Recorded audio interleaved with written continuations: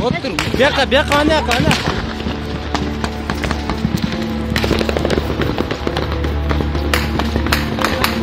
Çatma tura.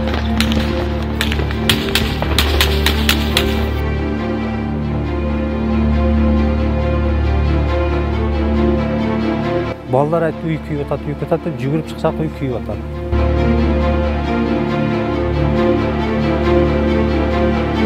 Керек болса bir үйдің орнына 10 үй құрамыз. 10 үйдің орнына 100 үй құрамыз. Бирок bir қарыш жерімізді біреуге бермейміз.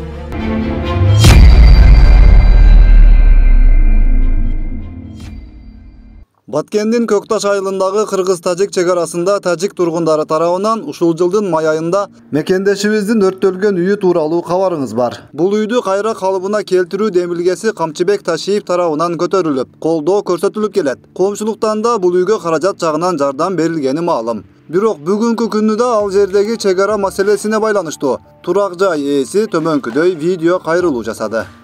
Буздуруп ататтар. Тажиктер. Mana özünüzün yerler.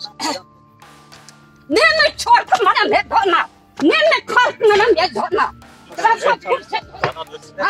Maşık taşa.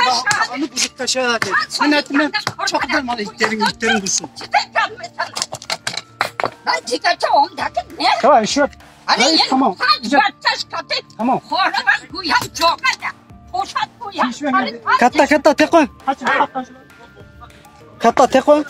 Мына ошо өзүңүздөр көргөндөй, мына шет 1 метр аралыктан мен 2 метр аралыктан мен өзүм коргонумду тосом деп огородумду шетке забор бетон куйсам, ушула шетти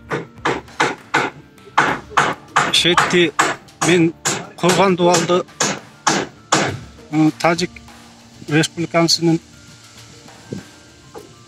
айыл өкмөтү айыл башчы өкмөттөрү келип, эли менен келип, военныйлар менен келип, шетти кысымчылыкка алып, биздин Баткен областынын акимин буйругу менен Көкташ айылын полначальниги шетти бузабыз деп буздуруп берди. Мен өзүм коопсуздугумду шетти коопсуздугумду ойлоп шетти жабам дедим де. Мына өзүңүздөр көргөндөй, мына ошо коргон, мына шет мен участкамды коргонум. Мен өзүмдү коопсуздуктан сактайм деп ушундай жерди тоссом, шетти келип тополоң чылчатак чыгарып, шетти бузуп кеттилер. Ошого мен сиздерден урматтуу чоңдор, сиздерден суранат эдем, шуну бир чылчатак чыкпасын, шуну чечип берсеңиздер деп суранат эдем. Мына өзүңүздөр көргөндөй, мына ошо Тажикстанга түшүп кетип аткан суу. Биздин өкмөтүбүз келип кысымчылыкка алып, барыпты ачтырып берди. Демек, маселе дагы эле өкмөт тарабынан тийиштүү деңгээлде каралбай жаткандыктан, кыргыз-тажик чегарасында жашаган тургундарга карата ушундай мамиле жасалып калууда. Качан ызы чуу болгондо гана барганда да өкмөт башчысы же башка чоң кызматтагылар эмес, район акими же айыл өкмөтү милиция менен маселени чечкен болуп көрүнүп жүрүүдүн арты кооптуу экени миң ирет айтылса да, жыйынтык чыкпай жатканына нааразы болгондор четтен чыгат. Калп айтканда эмне бүгүнкү күнү ошол калп айтып жасакерлени фальш менен жашап, мындай элди алдап, эл алдамда да. Элди алдап эле келет абыз, элде буну моюнга алыш керек. Мына бүгүн чечилет, эртең чечилет, күтүп тургула. Адискөйгө ошол жана делимитация, демаркация маселесинде тийиштүү комиссия иштеп атат. Тынч тургула деп. Баарыбыз эле ошонун ичинде жеке мен дагы ошол тийиштүү адистер чечсин деп эле келатпайбызбы? Ушу кезге чейин. Чече алган жок, чечилген жок. Биздин улуттук кызыкчылыкты коргоо стратегиясы, ички тышкы саясатты коргоо концепциясы стратегиялык түрдө иштелип чыккан эмес. Жогорку бийлик деңгээлинде. Мына ошол жол картасы жоктугунан бийлик өкүлдөрү да, дипломатия кызматкерлери да эмне кыларын билбейт. Ба маселе чогула берет, анан жаңжал чыкканда баягы от өчүргөн пожарниктей болуп, жанагы күнүмдүк ыкмаларды кылышат. Бул маселени чечпейт. Bunlar çelçekse ömrülük, olsa körerlik, Vatanı verip oturdu, açıp oturdu. İç yüzünde kılınmaya oturdu. İç yüzünde yok olup oturdu. Bana Türk soğan konkret bir şey soğan, jitlerden bir sayılacak dedim oyun var. Hazır ata siz üşütüp aytsanız, men dagы Kırgızстан içinde de bарды досторумбуз, душмандарым да. Саясатта дагы ушу мен жакындатпасак, ушу бала жакында bir келип bir кызматта, мамлекет кызматта отуруп калбаса экен, бул келсе баарыбыз жок кылат деп ар түрдүү аракеттерди кылып мен жакындатпаган көп күчтөр бар. Көп күчтөр бар. Алар мына сиздин сөзүңүздү угат дагы эрте, муналар айтат. Угат дагы. Бул ташый байырга барып деп агитация кылып келиптир деп айтышы мүмкүн. Андай эмес ал. Андай эмес. Дагы бир жолу айтайын. Мен элим деп, жерим деп, ушул жердеги 1 метр жериме күйгөн үчүн келдим.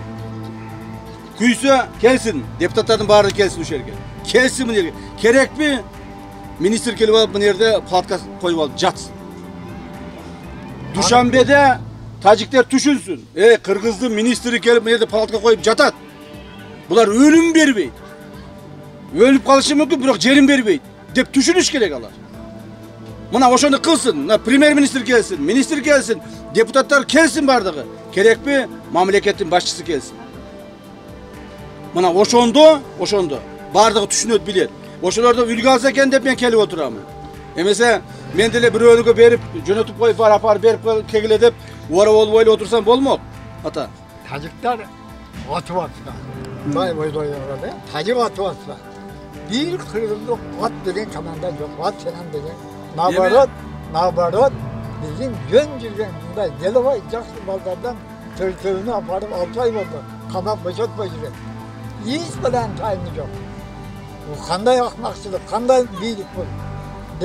Ben misal için 45 yıl üçünce komünist olup yürüdüm. Bunday nerseni kırgınım yok öyle. Ukanım yok öyle. Şol kaydigerlik bizi kesip otattı. Ova, bunu ne degen neresi? Kaydigerlik bizi kesip Çok otattı. 4 balanın cirilmeden açık bebekleri var. Cegenge misal için çok bahçılarda aparıp kama koydular. Kamaganda batkenge kama var, kırılgıyaga aparıp kama. Varıp görüşü kıyım olsun. Kırılmay kalsın, nasihat hukmasın, aytmasın degen nani da. Oy tova, bunu ne degen neresi? Biz şu dereceye geldik burada. Bizim birlik şuna jettik mi? Hep açtım kene, turucu gittiler. Doğru. Ne degen akmakçılar? Бүгүн өлкө президенти Сооронбай Жээнбеков парламентте сүйлөп жатып, чегара маселеси тууралуу буларды айтып өттү. Азырынча чегара маселеси өзгөчө тажик багытында татаал бойдон калууда. Казак боордошторубуз менен Евразияликте чогуу болсок да айрым көйгөйлөр чыгып жатат. Бул элдин наразылыгын жаратып келаткан маселелер. Түшүнүп турам, элибиз ыкчам чечүүнү талап кылат. Бирок бул маселелер бир тараптуу эмес, коңшулардын катышуусу менен чечилет. Албетте бул маселелерди чечип, жагдайды ордуна коюу канчалык олуттуу жана татаал экенин сиздер жакшы билесиздер. Ошол учурда бул иш куруу кыйкырыкта эмес, кылдаттыкты талап кыларын эсибизден чыгарбайлы. Сүйлөшүүлөр дайыма болуп келет. Тилекке каршы дайым эле биз ойлогондой талап кылгандай шыдыр чечилип кетпейт. Өкмөт аралык комиссия, топтор иштеп жатат. Мамлекет баштары менен жолуккан жерден кайсы аянтча болбосун козголот. Президент катары мен бул маселелер дайыма көкүрөгүмө түйүп келем. Бул иштин өтөшүнө чыгабыз деп мен ишенем. Эскерте кетсек, ушул жылдын 8-майында Баткен районунун Көкташ айылында Кыргыз-Тажик чегарасында чыккан чатакта Кыргызстандын 3 жоокери жарадар болгон. Алардын бири оор абалда ооруканага жаткырылган. Тажик тарап бул окуяда 2 жараны жараат алганын билдирген. 2019-жылы Сооронбай Жээнбеков менен Эмомали Рахмон Тажикстанда жана Кыргызстанда, анын ичинде чегара чыры көп катталган Аксай Варух аймагында сүйлөшүү жүргүзүшкөн.